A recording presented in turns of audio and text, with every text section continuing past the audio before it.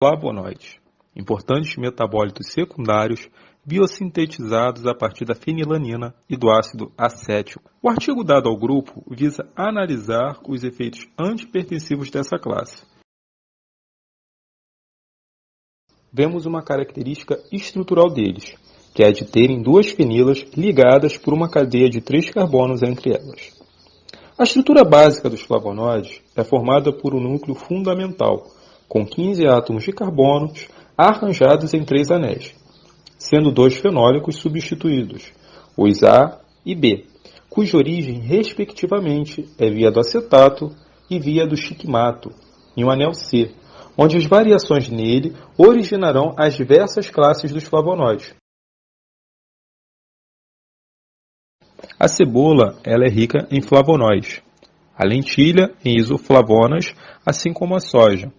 A groselha é rica em antocianinas, assim como a beterraba. A cor roxa delas é característica das antocianinas.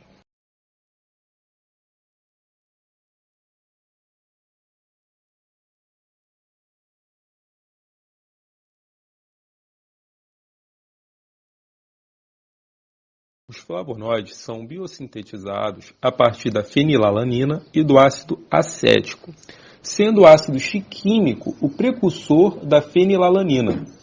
Os anéis aromáticos dos flavonoides são formados a partir desta via biosintética mista, onde, através de reações de condensação, que são auxiliadas por enzimas, 3 moléculas de malonilcoenzima A, derivadas da via do acetato, são condensadas juntamente com uma molécula de 4-hidroxicumarilco-A, que é derivada da via do shikmato. As unidades provenientes da via do acetato dão origem ao anel A da estrutura básica do flavonoide, enquanto a unidade proveniente da via do shikmato dá origem ao anel B, e aos 3 átomos de carbono que interligam os anéis A e B. A ciclização que resulta na formação do anel A produz a chalcona, que se equilibra com a flavanona correspondente. Os outros tipos de flavonoides são formados por subsequentes etapas de oxirredução deste intermediário comum. A fenilalanina será formada a partir da via do shikmato. Ela será desaminada e essa desaminação formará o ácido cinâmico, que em seguida é hidroxilado e irá formar o ácido paracumárico. Do ácido paracumárico se formará o paracumaroil-CoA. Há diversas enzimas envolvidas nesse processo descrito anteriormente. A cinamato 4-hidroxilase, que mediará o processo de hidroxilação do ácido cinâmico. Temos também a fenilalanina amoniadiase, cuja sigla é PAL, que faz o processo de desaminação. E a 4-cumarato-CoA ligase, que forma a tioéster da coenzima A.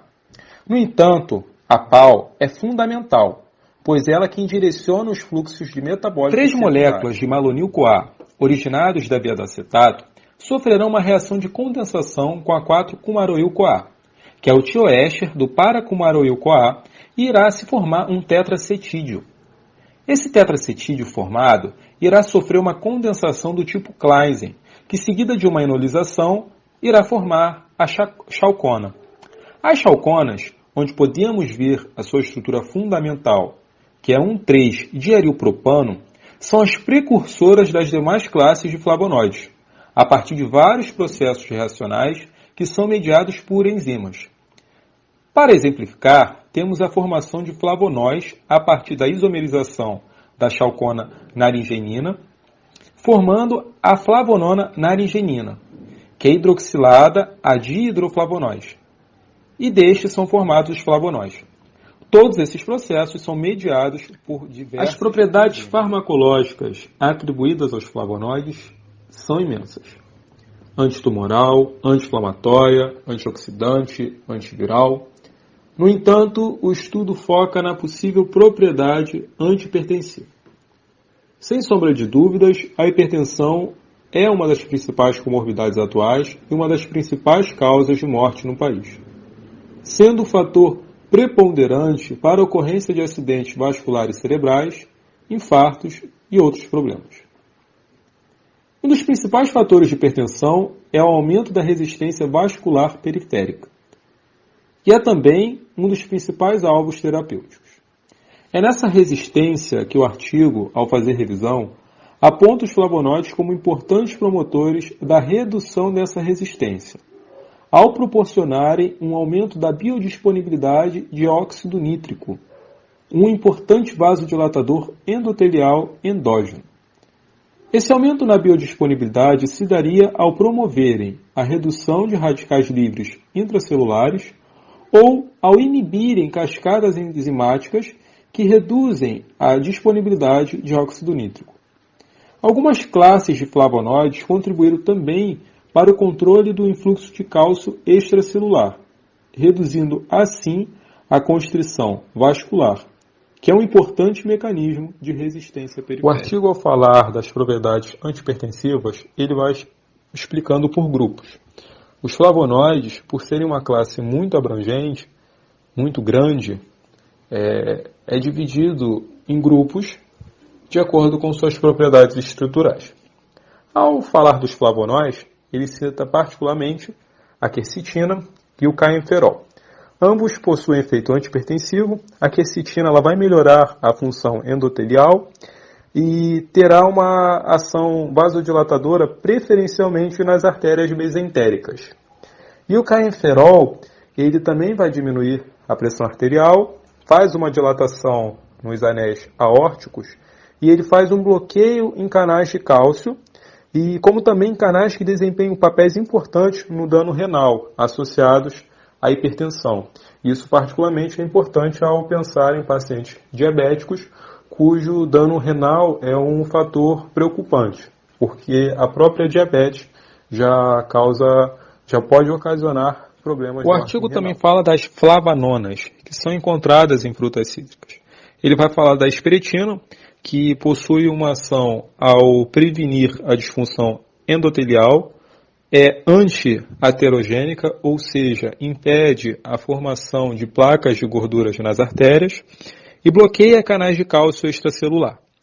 A naringenina ela tem uma atuação bem interessante, pois ela ativa canais de potássio que são ativados por cálcio de grande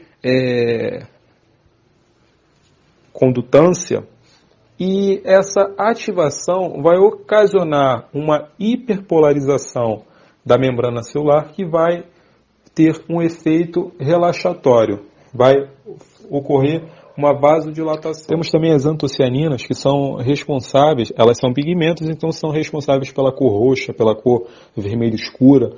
Então, por exemplo, elas são encontradas em beterrabas, frutas vermelhas, e elas têm uma ação cardioprotetora.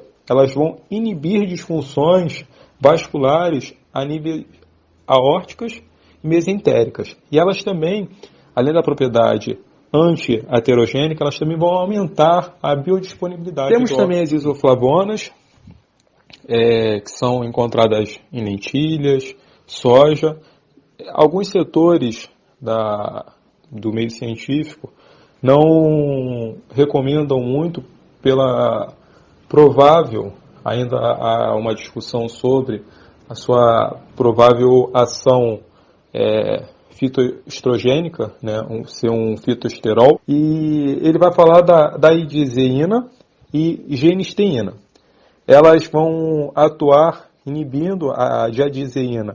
Ela atua reduzindo o dano oxidativo, ela vai reduzir também radicais livres que fazem com que haja uma diminuição na biodisponibilidade do óxido nítrico, então por isso ela também tem essa propriedade antioxidante. E a genisteína, ela é interessante que ela pode ser utilizada no tratamento da hipertensão pulmonar, arterial pulmonar, que é uma doença que não tem tanto tratamento e causa diversas limitações na vida. Essa atuação como tratamento na hipertensão pulmonar arterial é devido a ela reduzir a hipertrofia, que é a hipóxia das células do músculo liso da artéria o artigo pulmonar. Também trata das catequinas, particularmente a epicatequina e a EGCG. Elas possuem, a EGCG ela possui uma ação anti-inflamatória, antioxidante também, e a epicatequina ela reduz a expressão de arginase 2. E essa arginase 2, ela reduz a biodisponibilidade da flavona luteolina, que diminui a pressão arterial por contribuir no Bem, vasorelaxamento. Agora, o emprego dos flavonoides como terapia enfrenta alguns problemas. O principal é a sua baixa biodisponibilidade. Por isso, já há estudos visando o uso de microencapsulamento para aumentar essa biodisponibilidade.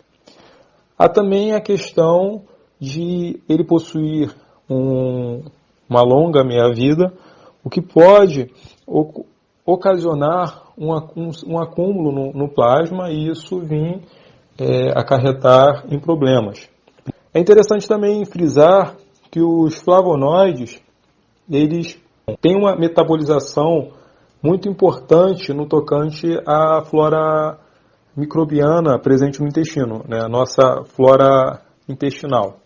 E eles são influenciados por essa flora na sua metabolização e eles também, ao serem metabolizados, influenciam na população bacteriana. Então é necessário continuar os estudos, principalmente na questão de se for possível desenvolver novos fármacos que tenham os flavonoides como precursores, como modelos, como protótipos, e até mesmo correções de dietéticas que possam auxiliar no tratamento da hipertensão e de outras comorbidades.